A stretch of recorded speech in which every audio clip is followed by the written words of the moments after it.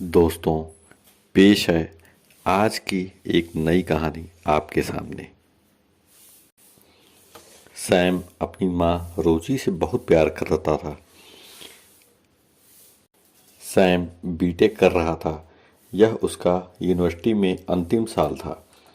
घर में वह और उसकी माँ ही रहते थे।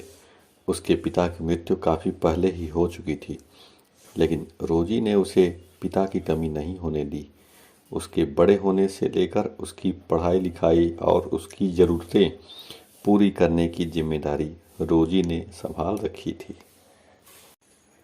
सैम भी यह जानता था कि उसकी माँ उसकी ज़रूरतें पूरी करने के लिए कितना परेशान होती हैं।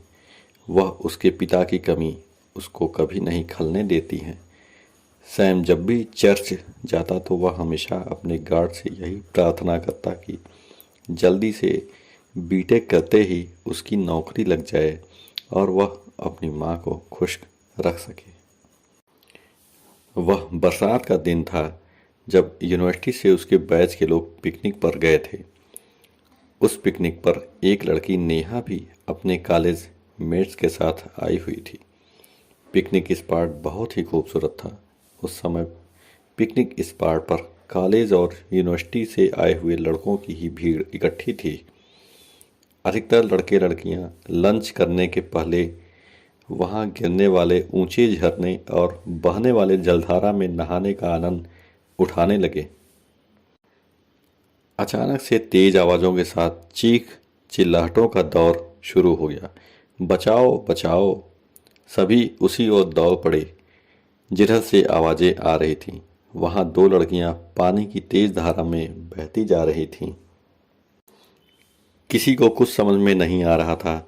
इन दोनों बहती हुई लड़कियों में एक लड़की नेहा भी थी, तो दूसरी लड़की उसकी दोस्त थी।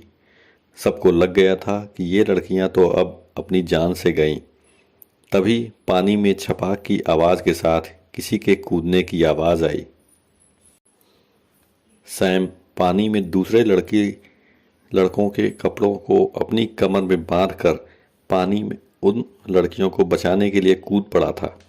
उसने पहले तो नेहा की दोस्त को कपड़ों के सहारे बनाए गए रस्सी के सहारे किनारे की चट्टान पर लिटाया। उसके बाद उसने नेहा को भी पानी में बहने से बचाया। दोस्तों, आगे की कहानी जानने और सुनने के लिए हमारे चैनल के साथ जुड़े रहें। धन्यवाद।